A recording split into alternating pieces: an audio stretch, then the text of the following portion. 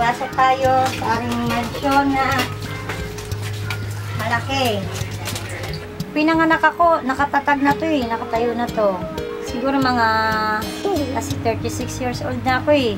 Mahigit pa, 70, ganun. Kasi 70 na tatay ko eh, 70 plus. Bali, 21 piraso kami rito. Welcome dito sa aming mansyon. Dito, bali 5. Kasama yung 5 pamangkin ko, yung nanay niya wala rito. Tatay ko, tsaka yung 2 kapatid kong lalaki. Tapos sa bahay namin, sa kwarto namin, bali 8 kami.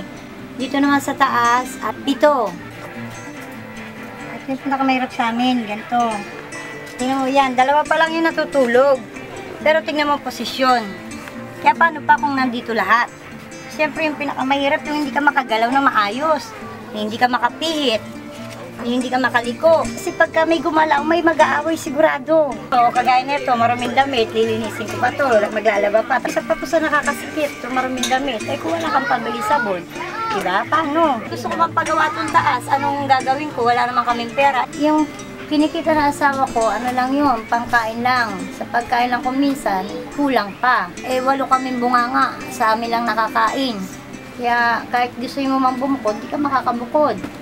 Kung yun lang ang kikitain namin. Yung kinikita ng asawa ko nasa lahat, di kasya eh. Kumikita siya yung malaki na yung 500. Pero pagka minalas, wala naman, 200, 300, gano'n. Nagtayo ko ng kapihan doon sa labas. Bali yung kapihan ko na yun, 24 hours. Pantawid gutom, okay lang. Hindi naman kami maluho eh. Doon sa tindahan ko, kasi meron naman doon matutulugan, tapos doon natutulog yung iba. Kagaya ko kumisa, madalas ako doon natutulog. 2 ko ng bunso ko, kasi isa bantay, 3 ang lalabas sa loob ng bahay. Kaya yung 5 na yun, magkakasya na. Ako masusunod, gusto ko may kanya-kanya silang kwarto. May sarili sila syempre gamit. May lagayan sila ng damit, may kahit maliit na TV, di ba? Komportable, ganun. Sa anak kong dalaga, syempre kasi di ba karamihan na ngayon na mga iskandalo, mismong ama, di ba, hinahali ang sariling anak. Syempre sa side ko, ayoko mangyari yun. Pagka nakadepende ka sa ganito, hindi mo alam kung paano mo babayaran ng tubig, kuryente, pati pagkain, hindi mo alam kung paano magkakasya yun. Sa pagkain, kanya-kanya kami. Sa totoo lang, kuryente namin, jumper lang. Nahiyaman ako sa inyo sabihin, pero yun ang totoo. Pero ang tubig, legal. Isang tao lang kasi sa CR eh. Kaya hanggat maaari, kung may naliligo, is muna. Nahirap kasi minsan nagkakasabay-sabay kami.